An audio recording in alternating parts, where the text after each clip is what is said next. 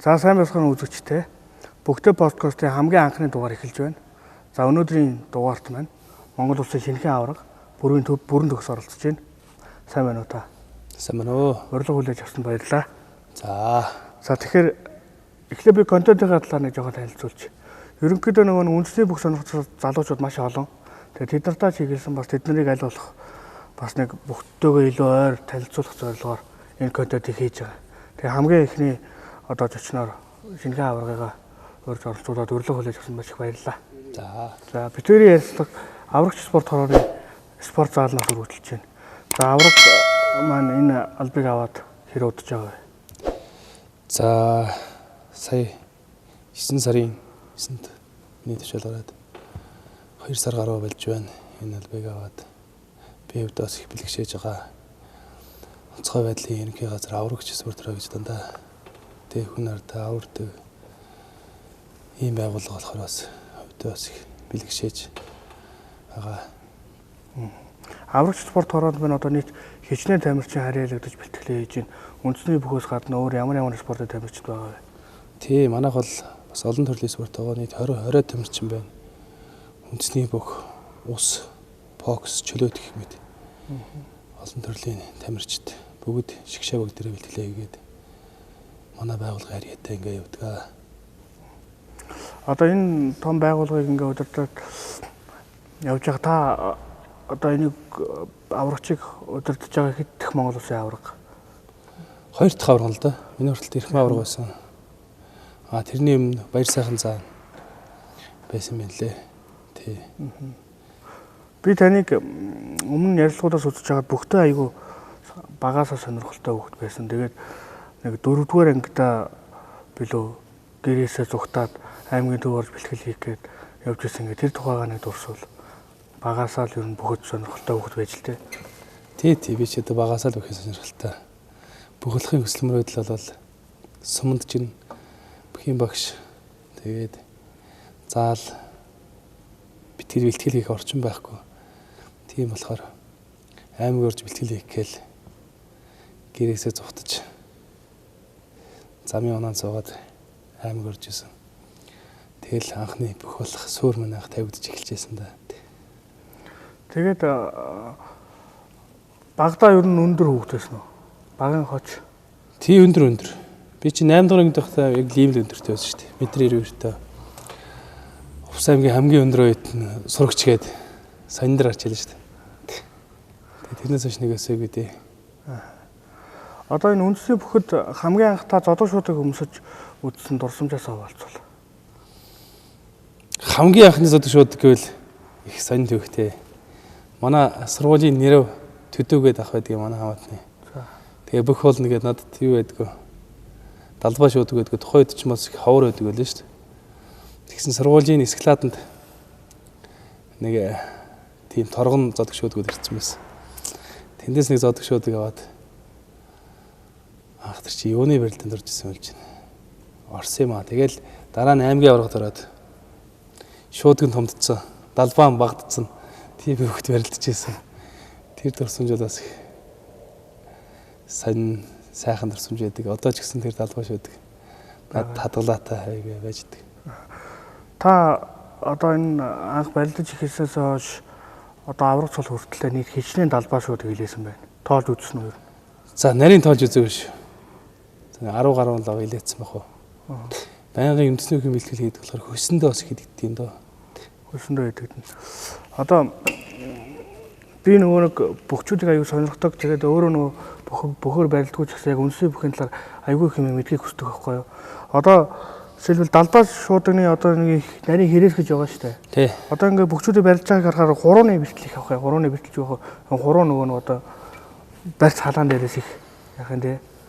Одоо таны хуруу ер нь хэр тэгэж гэмтэх юм одоо байн гоё. Бэрцэн нилээн бэрцэн шүү дээ. Тэг яг энэ юу л да. Энэ юунаас олж ийнэг үл тэр ширээснээс ч биш л дээ. Зүгээр буруу халаанаас. Барьцаа буруу халчаар хөшөөд. Тэг гар хуруу эргэх тохиолдол баггүй тохиолддог. Зүгээр яг барьцаа юуган дээрээс гарны арсны үүдгэлтэй. Тэр яг бас бэлтгэл муутайгаар бас тэгдэг юм. Арсцаа ил гарны арсцаа ил байхаар нөгөө нэг нарийн уянд ав гэдэг тийм тохиолдлууд байдаг. Одоо тэгэхээр бэлтгэл чангарах тусам арилсан чангардаг гэсэн үг үү? Яг хөө тэр чинь нэг бэлтгэл их хийнэ гэдэг чинь байнга нэг бие юм барьж гэн шуудаг барьж гэн одоо тий элс хүчний бэлтгэл хийнэхэд байнга юм барьж татчих байгаа болохоор дагаад гар арнаас чангараад хатуурчдаг. Одоо тэр нэг шуудагны энд нэг уяа байдаг шүү дээ. Тий. Тэр нь стандарт гэж байх үндэсний бүхэл. Сүүлийн үед нэг 3 гүрээстэй байх хэрэгтэй гэдэг нэг тийм журам гаргацсан. Урд нь бол их нарийнхан байсан л да. Нарийнхан Менцоцор хийсэн гэдэг гэсэн. Та үзсэн болов уу нэг Баярбаатар гэдэг нэг залуу нэг лайв хийгээдсэн. Бүх сонирхдаг залуу гэдэг өөрөө бас залуудаа барилж ирсэн гэдэг. Сүүлийн үед үндэсний бүхэл нэг лайв хийгээд байна. Тэн дээр нэг зодон шуудагны ардлын нэг бүрэнгийг аваа ийсэн барьцгээд та тэрийг ер нь бүгчүүд ер нь хоорондоо юу гэж ярьж байна. За мэдгүй би нэг хайлтал харж ирсэн. Тийм гэж байж боломгүй байхаа. Харахад тань нэг үү те. Хүн бол сэтгэл янз бүрээр сэтгэх байх. Тэгтээ энэ чинь бас нэг тогтсон хэв маяг тийм байгаа юм чинь. Гэтэ бол тэр залуугийн юугаар бол барьцмарч бол нэлээд сайн авахтахаар юм билээ шүү дээ. Худлаа юу. Авахтаг бол хаанаас ч авч шүү дээ. Ирээ барьц авах чинь тэгэл хүнийг сурч шүү дээ. Тэрнээс маягаар сул барьц өгөө 50 барьж өгөө тэндээс хүн аавна гэж байхгүй шүү дээ. Олон дахинд автаж олон дахин одоо тэр синжиг илэг өсрөө бас яаж давтаж тэгж хүний сурцаар авч дээ бол. Одоо энэ шуудагны энэ уяа байдаг шүү дээ. Энийг бүгцүүд барилгахаас өмнө ингээд маш их тултлан чангалаад гараад тэр нэгснээ бас барьж өгөхгүй тактик яваад байна үгүй юу? Тий. Ер нь бол тийм л шүү дээ тий. Бид нар чи одоо хүмүүс бас нэг юм ойлгомоор байгаа. Үндэсний хөх тулааны спорт. Тийм болохоор тэр зэргийн хатуужил тэр зэргийн одоо бэртлийн эмтэлтэй тэр зэргийн юмнууд бол байх хэвээр. Тийм болохоор али одоо тийх гэж нөө гарыг навччихгээл тэгдэг ч юм уу тий. Бүр тэр нэг тийм бөөцөлөд байвал энэ чи бас тулааны спорт юм чи бас нэг юунд орохгүй болгож чаддаг. Та аймгийн арслан цолноос шууд улсын арслан цол хүртсэн 4 дэх хүн баха тий. Тий. Тэр 4 дэх хүн. Тэгээд аймгийн арслан цолтой тэр доор зогсож байгаад нэг дараагийн удаа яг зааланд намар нээлтэн дээр ч юм уу барилдахад дээр зогсоход яг мэдрэмж нь ямар байна? За ер нь их хэвгүй шүү. Эвгүй юу? Тий. Яг тэгж амар олон хүний дээр гараад зогсчдөг. Тухайн үед миний хөндлөж ирсэн том бөхчүүдийнхаа дээр гараад зогсчдөг. Али нэг найр наадам хүлээ болтон дээр очихоор дээр нараа сууждаг. Тэгэл нэг хоол эдийн чин төрүүлж авахгүй арслан хөрөл гэдэг. Тэгэл их л эвгүй байсан доо. Тэг нэг дасах гэж нэг жил гарan бол болсон да. Тий. Авраг арслан цолтой бүрэн төгс авраг цолтой бүрэн төгс хоёрын хооронд ирж байгаа тэр ард түмний хүндлэл хайр өөр байна уу? Ер нь ялгаа хэр байд юм бэ? Би бол яг л аврагын энтэй харсан байсан. Яг гэвэл улсын наадамд төрүүлж үзүүлсэн. Яг л нэг аврагуудын дараа зогсдог харсан байсан л да. Мэрэн бэрээ бол. Гэхдээ би арслан цолтой байхдаа нэг амар ялгаа байхгүй гэж боддог гэсэн. Нэг би яг цолоод би нэг л хүний дээр гарч байгаа шүү дээ мөнгө торгон дээр. Нэг амар ялгаа байхгүй байх гэж бодсон. Яг авсны дараа ингээ харангуут авраг гэдэг цол бас агуу том цол. Бас асар том ялгаа байдгийм байлээ. Тий. Энэ нэг л цолоо ахиж байгаа ч гэсэн бас агуу тийм хол зөрөө байдаг шиг санагдсан. Маш хол зөрөө. Тий, авраг гэж хүн болгон хүндэлдэг тий. Бүх спортын авраг гэдэг бас сайхан л билээ.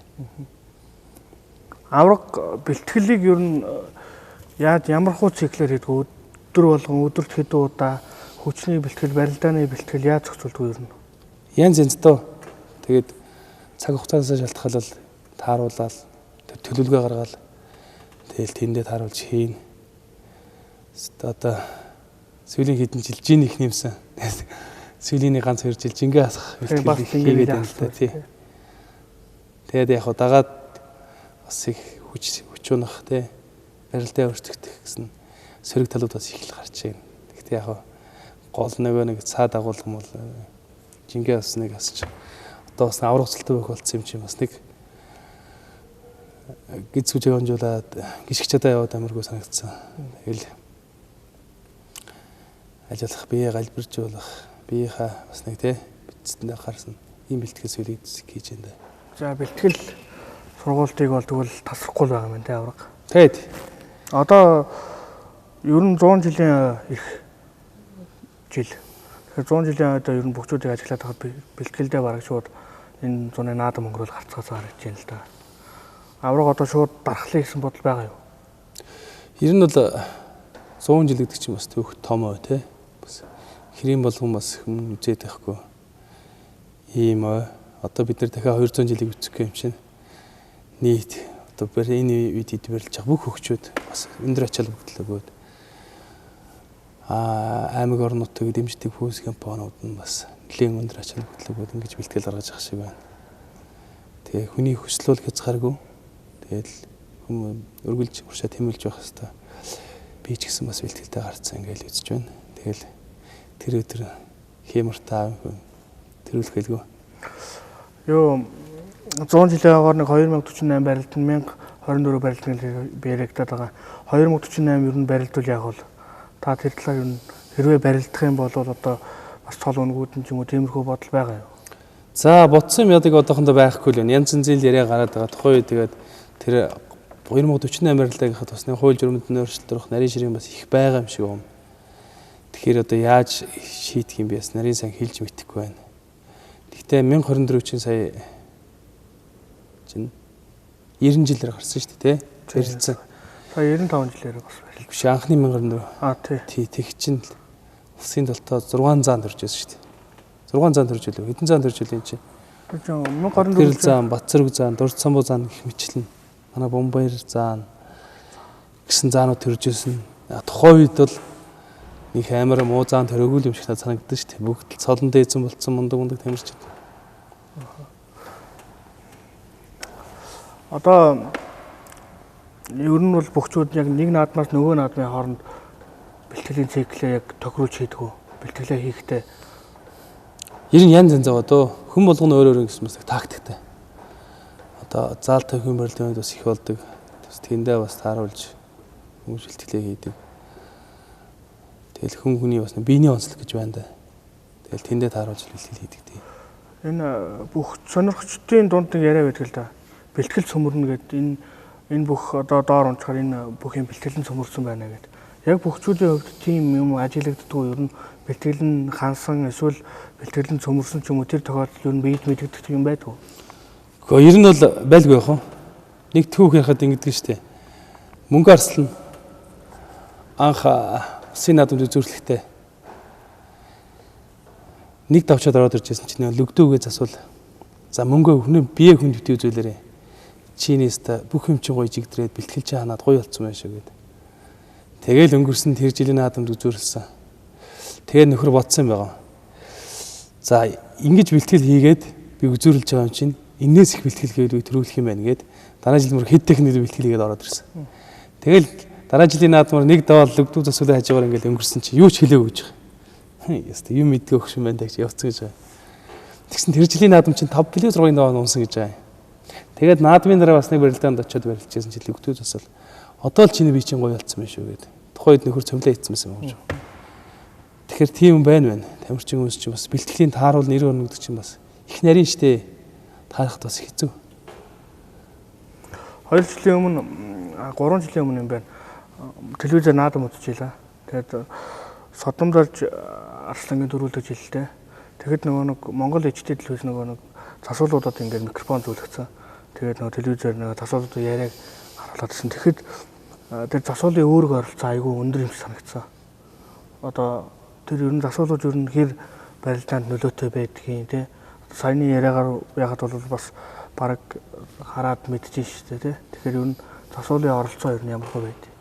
Барилдаа. Их байлгүй хоо энэ чинь засуул гэдэг чи одоо ерөөсөө нэг бүхийг засаж байгаа шүү дээ. Бүх амьдралынхаа төрч тэр хүн чи яг тийм бүхтэй харьцаж байна. Ямар үйдэн бүх яаж барилж байна гэдэг юм ингээл анализ хийгээл олон жилийн түгэл төр ингээд орчгаар чинь. Ерөөсөө л нөгөө нэг ярддаг тоол болчихж байгаа байхгүй юу? За өдид энэ нөхөр юм байгаа юм байна. Өдид юм байгаа юм байна гэл. Энэ жил ч гэсэн цогцолцоос бол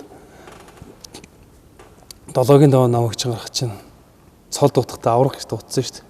Биш нэг юм удаагүй. Тэгээд сүүлд ирсэн чинь гарахтаа бүр хэлсэн юм бэл. Би ял ингэж дуудана. Энэ залуугийн одоо авах цаг нь болсон гэд. Тэгэхээр бас тэр хүн бас мэдэрсэн болов гэж бас бодож байгаа шүү дээ. Засуулууд одоо яг ингээд цолоо дуудулж яхад яг наадмын талбай дээр цолоо дуудулж яхад мэдрэмж нь ямар байдгүй. Нутаг орноо аавынхаа нэрийг те өөрийнхөө нэртэй дуудуулж яхад. Ер нь тэгэл бүх болж төрлөө тий.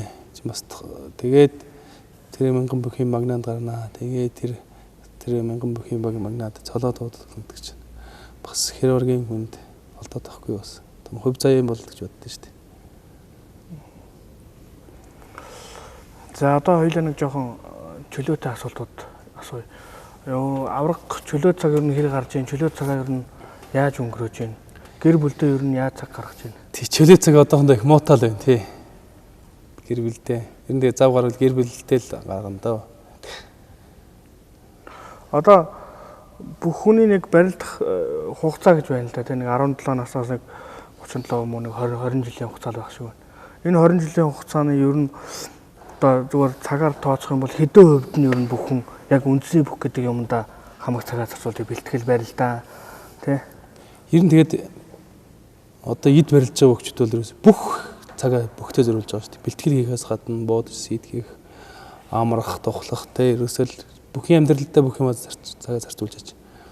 Амжилт гаргаж байгаа шүү. Тэрнээс нэг 2-3 цагийн бэлтгэлээ хийдэг болоо гэдэг ингээд явдаг бол тэгээ нэг амжилт гарахгүй шүү дээ. Ер нь тэгэл онцорд хөөгд хүртэл тэгдэж шүү дээ. Нэг гэртээр даалгавраа хийгээд бихад давхар бие даалтаа гэдэг тий. Өөрөө бие дааж хичээл гэдэг. Тэр шиг одоо амжилт гаргаж байгаа хүмүүс бол ерөөсөө л бүх амьдралаа зориулж амжилт гарч байгаа. Одоо тэгэхээр бүгчүүдийн ар гэр одоо эхнэр бол маш том амжилтын анхны ард маш том нөлөөтэй байдаг байх л да. Танай гэр бүлийн тухай яриул. Манай гэр бүлийн хүн чинь гинтэй юм дархан сум яриад. Гэдгээр чинь оюутны нэг ангил да. Тий. Тэгээ оюутан цагаас нөхөрлөөд одоо хүртэл ингээл явж байна да. Хэдэн хүүхэдтэй авраг? 3. Одоо тэгвэл одонгийн нэг хүүхэд л дутуу. Дөрөвтгөн гидсэнд байгаа гэдэг. Гидсэнд байгаа. За. Авраг ер нь бүхэн үндэсний бүхэн спортоос өөр ямар спорт сонирхдаг вэ? Сүүлийн үед энэ бодибилдинг бас их сонирхоод байгаа. Үндэсний бүх ер нь мэрэгжлийн тал руугаа болцсон уу гэж та үзэж байна уу? Эсвэл одоо яг мэрэгжлийн спорт болоход яг юу хэрэгтэй гэж бодож байна таны бодлоор? За үндэсний бүх бол ер нь сүүлийн хэдэн жил болоо онцгой хөгжсөн шүү дээ. Би анх 2007 онд хөдөөнөөс орж ирсэн сумын заан орж ирэл 128 бүхэн барилдаанд улсын харьцах магалж автаад ингээл таарч ирсэн. Хойд. Одоо хөдөөнөөс орж ирсэн залуучууд 256 улсын цолтой бөхт багтахгүй. Тэ? Амьд зэрэг төрөг багтахгүй шахав болсон байна шүү дээ. Тэгэхээр энээс авч зүйл бол хөгжил юм болов те. Одоо ганц юун дээр анхаарах юм бол чанар дээр анхаарах хэвээр хууль дүрмээ шиж хангалтмаар юм шиг санагддаг шүү дээ. Манаас нэг хууль дүрм бас хитрхийн назгаа байгаа болохоор бас ингээд бүхийн нэр хүнд бас ингээд доош яваад байгаа юм болов гэж боддоо шүү дээ.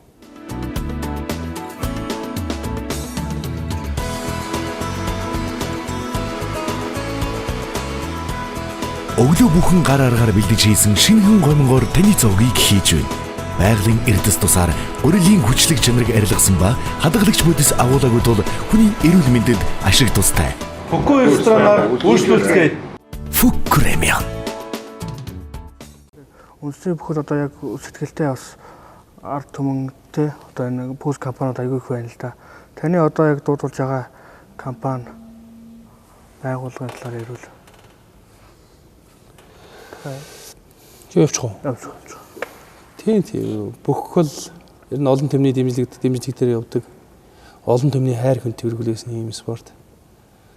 Тэгээд анх би хотод орж ирээд Гацаарт группийн үүсгэн байгуулсан нас хөтө багш. Үүсгэн байгуулсан олимпийн сургуульд орж Гацаарт компанийн нэр дээрээс босч одоо хүртэл барилдаж байна. Мөн 2009 оноос хойш Тэцтрүү гэдэг Гацаарт компанийн нэр дээр барилдаж байна. Мөн одоо энэ аврагч спорт хараагаар өглөөд уснар бүхийн хагалт дээр бэлтгэлээ хийгээд ингээл явж байна да. Уснар галлын дивжээ маань одоо Монголдо бас ууган дивжээнүүдийн нэг. За мөн одоо энэ амжилтын чанараараа ч гэсэн нэлээд дээгүүрт орж байгаа дивжээ. Яг бас мэрэгжлийн спорт үндэсний бүхийг бас мэрэгжлийн тал руугаа явуулахад их одоо урд явж байгаа тэргүүлэгч гал те. Уснар галын одоо яг тэр үндсэн бэлтгэлийн систем ч гэдэг юм уу те. Тэр тал дээр ер нь одоо яг яагаад уснарын галын бүхчүүд ийм онцгой гойд сайн байгаад байна. За ганцхан үгээр хариулах тэр нь тэгэл худлаа юм байхгүй л байхгүй бүхэн галд. Бэлтгэл дээрж үн бүх юмд үн бэлддэг болохоор амьдралын бас нэг шалгуур гэж байна шүү дээ. Тэрэнд бас тэнцээд идэм болов гэж боддог шүү дээ. Бас ив нэгдэл чухал байх тий. Тэр ив нэгдэл байна. Бэлтгэл сургууль бүх юм л яас байж ижил амжилт гарч байгаа юм болов гэж боддог шүү дээ. Овснор галын дэвжний тэргүүч одоо Цэрэнбат. Тий. Цэрэнбат тэргүүн чи одоо 2019 оны наадмын юм нуусан. 19 оноор үзүр Бацар үзүрсэн шүү дээ. Тэгээ 20 оноор үзүр төрөө хаваад 91 жахан юутай яваад байгаа шүү дээ. Одтой яваад байгаа. Залуу хүн байгаас нэг. Цэрэнбат тэргүүн ажиллаа авчаад тэр Овснор галын юун дээр хэлжсэн үг нь фэйсбүүкээр явжсэн л да. Одоо амьдрал тэр босож юмдаа санаа зовхгүйгээр 100% бэлтгэлээ хий. Тэр боломжийг нь манай гал хангаж өгнө. Гол нь хичээл зүтгэж явах шүү гэдэг үг л бөхчүүдтэй хэлжсэн л да. Тийм. Ер нь бол бас нэг залуу хүн те бидний бас нэг хэд ах бас үеийн шахав хүн штэ. Бас тэрийн сайд хийд үзчлээ. Хүн өдөртэй үзчлээ. Хүнтэй харьцаад үзсэн. Бас нэг хүний эвдөө их болдог ийм хүн байгаа. Тэгээд Овснор өрхийн галыг аваад бас нэлээд нэгтэршүүлээд одоо юунд ороод 100 жилийнхаа бэлтгэл гараад өндөр ажил өгдлөөгөл тэгэл явж штэ. Байнгын зохион байгуулалтанд нь оролцоод одоо яах вэ хөөгээл ингээл явж байна. Төрийн наадмын төрөө үзүр та гарч үзсэн. Тэгээд төрүүлчих үзсэн. Ер нь төрийн наадам төрүүлэх, ер нь наадам төрүүлнэ гэдэг аз од байдгүй. Хувь заяа юм бол гэж боддоо шүү дээ би бол. Тий. Төрүүлнэ гэдэг чинь бас маш том хувь заяа юм болов л гэж боддог. Одоо нэг ийм яриа байдаг л да. Цэнгэлтгэж яхаа нэг Овснор дуулдаг гэл тий. Одоо дэмжигчээд тэгэнгүүт тэрэнд нэг хэсэг нь болохоор амар баялдаг. Нэг хэсэг нь болохоор хаста шууд баг овсынхаас тусгаар усуулчлаа нэг тэрийг л яадаг тий. Ер нь та энийг юу яаж хүлээж авдаг вэ? Гэхдээ энэ нэг тэгж эмзэглээд байх юм биш тий. Бид нар ямар хятад байгаа нэг уул ус дуулсан юм биш тий. Оросд байгаа нэг уул ус дуулсан юм биш. Монголын нэг гасны газар нутгийг магтан дуулж байгаа тэрэнд бол нэг амар хүн болгон. Тэгээд нэг огшиж хөөрсөн хүмүүс чинь илэрхийлэл бол яаж ч гарах хүний бас нэг юугүй шүү дээ. Баримжаагүй шүү дээ. Хүн бол хүн нөө огшсон омгчлог нь яаж ч илэрхийлж болно шүү дээ. Зүгээр л нэг тухайн цаг үед гарч байгаа л хүний реакц момент шүү дээ. Тэрийг нэг тэгж амар хүн дээр тусгаж яваад байх юмс. Димийн болоо гэж боддоо шүү дээ. Яа тийм Монголын сайхан нуур шүү дээ. Тэ? Би бас энэ руу очиж үзсэн л сайхан л. Тэ. 2 хоног хөөнд нэвтэж байгаа л хийж байгаа л хэлсэн. За үзэгчд ингээд баян наадмыг ингээд одоо цэнгэлгээ дүүргдэг маш олоолаа тий 8000 12000 хүний судалтай жилийн манай цэнгэлт. Заримдаа нэг намрын нээлт ч юм эсвэл хавар ч юм ингээд барилдаа явуулахаар бөхөөргөө хоосон байдаг л да. Ер нь хоосон зааланд үзэгчгүй барилдах, үзэгчтэй барилдахын хооронд ер нь ялгаа бөхчүүдэд яаж мэдрэгдтээ ер нь тийм мэдрэмж нь өөр байх уу ер нь. За яг том наадмын сүр гэж байна л да. Тэрнээс шил нэг амар ялгагдах юм юу байх вэ? Сүр гэж төрийн наадмын юу гэдэг чинь бас дэвжигдэж өөр л дээ. Тэгээ бас олон хүн цуглахаас гадна жилд ганц зохиож байгаа тий. Хүн болгоно ачаал өгдлөө гэж. Оросдог болохоор л арай дэндүү сүртэй л болдог. Түүнээс яг бөхчүүдэд бол нэг үзэгчийн зүгээс ирэх юу бол харцсан гайгүй юу? Гайгүй. Ялгаа бол тий. Миний хувьд бол гайгүй. Бүх болгонд өөр өдөг. Тийм бах тий. Одоо энэ сумын зан цолтой бөхчүүд ингээд зааланд гарч барилдаж байна. Аврагтаа ингээд цолгоод барилдаж штэ. Тэгэхээр ингээд бас нэг жоохон хүндэлсэн тий. Эсвэл одоо бэргсэн ч юм уу тиймэрхүү юм ажиглагддаг. Эсвэл сайхан ойлоо гараарай өнөө өчөө үзэл нөгөө сумын зан ч гэсэн авраг хүнийг давчих гал бас хичээгөө. Тий одоо л нэг авраг цолтны гарч зөгөө штэ. Энэ нь бол арслан золтой барилдаж явахт тэгээд сайхан барилдаг л байсан штэ. За дараагийн нэг яригдах сэдв бол ялч нөгөө допингийн асуудал байна. Одоо бөхчүүд маань допингийн асуудалтай нэлээ бас одоо манай Монгол бүхийг харлуулж байгаа нэг гол зүйл болчиход байна л да. Энэ дээр юу таны байр суурь хэр хатуу байгаа вэ те? Тий, би бол анх байсан байр суурьнараа л байгаа. Ямар цаг үед одоо энэ байр суурин дээр байх л бол. Одоо энэ бүхчүүдийг нөгөө хугацаагаар нь ингээ ялгаад ингээд хасаад байна шүү дээ. Эсвэл зарим нэгэн цолыг хураахгүй бараг жил гарна явж явах жишээний. Янз л байсан юм дөө. Анх нийлэрч явах чинь тэгэл 3 сар 6 сар жил эрхийн хасан цол ясна гэл нэг амар тийм нэг тийм үзмжийн асуудлууд их л дэсэн. 2017 онд нэг явцын шинжилгээ авсан шүү дээ. Тэр явцын шинжилгээний хойш нэг 2 жил гэсэн нэг журам гаргая гэж нэг чинь нэгцэн хууль байхгүй. Бүхчүүд бүхийн холбооны дунд нэг тийм журам гаргаад тэргээ мөрдүүлэх гэж явцын шинжилгээ авч нэг баахан бүхчүүд бүдрээд тэгээд тэр бүхчүүд нэг жилийн гарам барилдаагүй шүү дээ. Тэгчээд наадмаар жил хагас барилдаагүй тэгээд наадмаар барилдъя гэдээ уучлах бодоод ирэхэд энэ бүхчүүд манай бүхчүүд бүгдээрээ л босч гар үсгээ зурвал барилдуулахгүй. Допинг бол хатуу байх ёстой бид нар гэсэн байр суурнаас хандаад тэгээд тэр жилийн наадмаар барилдуулаагүй шүү дээ. Тэгээд тэр бүхчүүд бүгдээрээ хугацаагаа дуусаад орчихсон. Тэрнээс хойш нэг зөв галтралтай орох гэж байгаа болов уу гэж нэг тийм бодол төрж ирсэн. Энэ жилийн бас нэг тэгээд янз бүрийн шүүм яваад байна. Тэгтээ эцсийн байдлаар яаж авах юм бас хэлж мэдэхгүй байна. Тэгээ оюун болд ороход ирч гисэн бас сольж байсан гэл янз бүрийн хэл ам асуудал гарч лээсэн. Тэгээд шүүх мөх гэл ирнэ гэдэг нэг олон улсын юу одоо Монгол шүүн гэж одоо юу багт тий. Та их олон удаа шинжилгээ өгч ирсэн. Ер нь дэшээс солигдох тийм юм бол байхгүй шүү дээ. Процесс бол байхгүй дээ. Хувь хүн өөрөө л би одоо өөрөө мэдчихээн, тамирчин мэдчихээн, иймч мэдчихээн.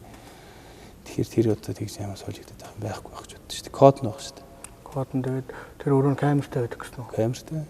Шийгч камертай. Энэ жилч бүр нэлээд хинэгчтэй камертай тэгээ урдаас хүн хараа зогссон ингэж яаж байсан шүү дээ. Одоо бас бүхийг бас нэг жоохон буруу харуулад байгаа юм нэг дөрвөн байна л да. Одоо ялангуяа энэ сая бүх төрлийн наадмыг үзүүр төрөн дээр юун дээр шүүгийн дөрөв дээр лав гэрэл Отгонбаатар хоёрын барилдаан тий. За дээр нь бас бүр өмнө 16-нд бүр давагт хоёрын барилдаан гэл ингээл шүүлийн асуудал дээр уг нь бол камер шүүгээ баг шийдчих юм дээр нэг тийм хөлийн цэц болон асуудал шийддэг нэг тийм процесс байгаад байгаа ш. Тэрийг юу яаж өөрчлөе гэж бодож байна. Ер нь л бөхчүүдөө маш их хатуу ёс зүйтэй хуулийн их чанга болохгүй бол энэ Монгол бүхдэг чи өөрөө ангид тийм олон юм те ил байдаг олон төмний бас нэг тийм хүрээлж идэг юм эсвэр болохоор ер нь маш тод тийм хуулийн аягүй чанга байх хэрэгтэй болов гэж бодоод байгаа. Тэгэхгүй ингээл нэг өөгч булчрахаш ингээл яваад байгаа уламжлал хүний бөхчүүдийн нэрхэнд унаал байгаа байхгүй. Нэг маргаан гарна төдий чи нэгрэл хүмүүсийн уунж байгаа шүү дээ.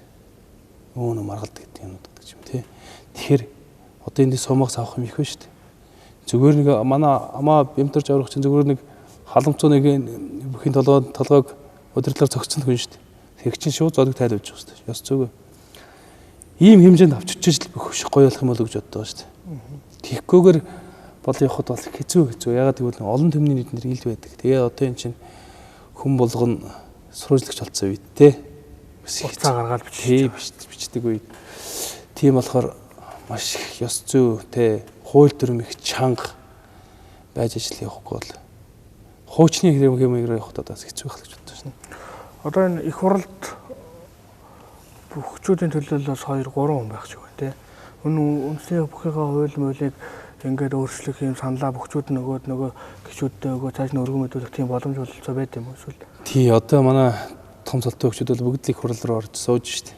Тэгээ би энэ бүхчүүдээс нэг шүүмжлэлтэй ханддаг юм хэрэг эхлээд Монгол өхийнхээ хууль дүрмийг нэгж зэгцэлчээ дараа нь улс орныхаа хууль дүрмийг ярмаар санагддаг. Яагаад гэвэл энэ тогооноос хоол идэж те энэ орчин бүх гэж хөндлөлж төр сууж байгаа юм сууж гараад бүхийн төлөө хургууч хөтлөхгүй ингээд өшөө том юм яриад байгаа. Жаахан зохимжгүй санагддаг шүү дээ. Хамгийн түрүүний хүмүүс бол гараад яж юм бол энэ олон төвний харт спортыг тэгтээшээ хууль дүрмийн яс хатуу те шийдээд элдвэнзэ мапинтерд оролцоод ингээд 2-3 талаа хуваагаа яваад авахгүйгээр те чин шудрахыг бариад бүхийнхаа нэг зөв галтрууд оруулах юун дээр нэг гар шалуудаад энэ хууль сахиулах дээд байгууллагад орсон хүмүүсийн хувьд тэгээ өвчвөл бүр их гоё олон төмний хайр хөтөлгөл бүр гоё болох юм бол гэж хөөгнө боддоо шүү дээ. Гэтэл одоо нэг тэгсэн юм нэг харагдахгүй л шүү дээ. Улам л нөгөө талцал хуваагдал 2 3 тал болоод тэндээ оролцоод өөрөөсөө ингээл яваад гарч байна. Энэ үндэсний бүхэн холбооны ихий гэдэг нэг зарлалчлаа одоо сая 12 сарын 11-нд гээд Магалжуу тэргүүн гараас зурсан юм яваад лээ. Та тэрэнд оролцох уу? Оролцдог яах вэ? Ойрын хугацаанд жоохон бэлтгэлээд бас нэг жоохон зав муутай байна. Зав цагаан гаргаж байгаа тэр ихийд бол оролцож шүү дээ. Ихийдээ оролцоод ямар ч байсан холбоогоо нэг талдаа багтаачвал уг нь дараагийн юмнуудаа ял дүрм журмаа ягаад тэр дэш нь шаардлагатай бол хуулийн өөрчлөлт ч юм уу тиймэрхүү юм хийж байсаалдаад байгаа юм л да. Тий. Бүх сонирхогч хүний хувьд бол тий хууль дүрмийн нэг талтай гаргах хэрэгтэй байна. Холбоогоо нэг талтай гаргах хэрэгтэй байна. Ер нь тэгээд хувийн юмар л хандмааргүй байгаа юм бөхчүүд манай барилж байгаа бөхчүүд нэг хувийн эрх ашигын үүднээс юм уу тий нийтийн эрх ашигын үүднээс нэг Монгол өхөө эрх ашигын үүднээс л энэ хуралц юунд оролцож тэр холбоодын тэргүүд юм уу бас нэг шудрах сонгож юм хийх хүнийг тий чиний миний хамаатан биш чиний миний найз биш чиний миний нутаг ус биш яг нэг юм хийчих гэсэн хүний сонгоод ингээд ажиллаулаад бөхөөний гоё болгож бол хэм бодож хэрэгцээ бидний өр хөөгдөж хэрэгтэй. За одоо хоёлаа нэг жоохон гэгээлэг юм ярь. За авраг сая наадмын дараа нэг хүүдэр очижээ. Тэ өмнөх жил нь таныг одоо унахад уйлжсэн хүүхэд. Та тэрийг ер нь бүтэн жил тэр хүүг бодож явбуу яаж юу н олж уулзав тэр хүүхэдтэй. Тэ 2019 оны наадмын дараа л сошиалар нэлээд явсан л да. Тий тухайн үед л хүмүүс бол очиж уулзаач гэсэн санал их тавьжсэн. Ард хэдийн хүмүүс ч гэсэн. Тэгээ одоо би ахын мунчлаа шөөгээд очилтаа биш тий. За яг хаа тэгээд нэг цаг нь болохоор нэг дүүдээр нэг тий энэ гислийн видео чаа нэг очих юмсан гэсэн нэг тийм хүсэл байсан. Тэгээ энэ жилээс сайхан барилдаа төрүүлчихэд бас хөөг зорж очиж уулзсан гэрт. Бас нэг хөөх дурам өгнөгдөж юм бас сайхан л юм байл. Та ер нь дэмжигчтэйгээ одоо ингээд уулзалт ер нь хийдэггүй тийм. Миний мэдхийн лав би өөрөө гончид том гардын фэн л дээ. Тэгээд бид нар нэг уулзаад нэг зааланд нэг гардтай тоглож надад нэг өдөр өнгөрөөж ирсэн. Тий яг бүгднтэй ингэж уулзна гэвэл үуч зөвхөлтэй зүгээр дэмждэг хэсгүүлэг хүмүүстэй ингээл өнтөө уулзчихсан. Одоо энэ бөхчүүдийн дэмжигчдийн бүлгэм гэдэг нэг группуд байгаад байна л да. Тий. Бүрэн төгс авраг тэр дэмжигчийн одоо клуб гэж нэг групп байх ч байсан. Би өөрөөр судлалаа л да. Та энэ группт нь байдгүй? Байдаг. Тэгэл бүгд хорхоотоо нэг мундаг залуучууд тэгээд нэгдээд тэгэл авчиодъя.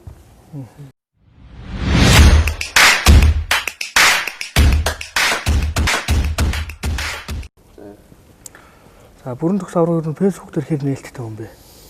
Одоо ингээд фэйсбүүк рүү чи ингээд дэмжигч чинь одоо аврага тий амжилт төсөө эсвэл аврага тантай нэг очиж зураг даруулчих гээд хүн амтан ингээд ороод ирдэг. Тиймэрхүү тохиолдлууд нь байдаг үстэй. Бага. Сүүлийн дээр нэлээд нээлттэй болоод байгаа шүү дээ. Тий. Сошиал хэрэглээнд ер нь хэр цаг үрж байна? Одоо яг өөрөө өрж байгаа. Фэйсбүүк бол өөрөө хөтлөж байгаа үстэй. Өөрөө хөтлөж байгаа. Одоо хүмүүс тэгж ярих юм биш үү? Нөгөө нэг гасан санжаа гэдэг залуу байгаа шүү дээ. Манай аврагын одоо админ гэдэг баг. Дэмжигчдийн групп админ баг. Админ тий. Тэгвэл үзэгчд маань бас аврагын фэйсбүүк гэх юм бол авраг өөрөө бас хариу өгнө шүү.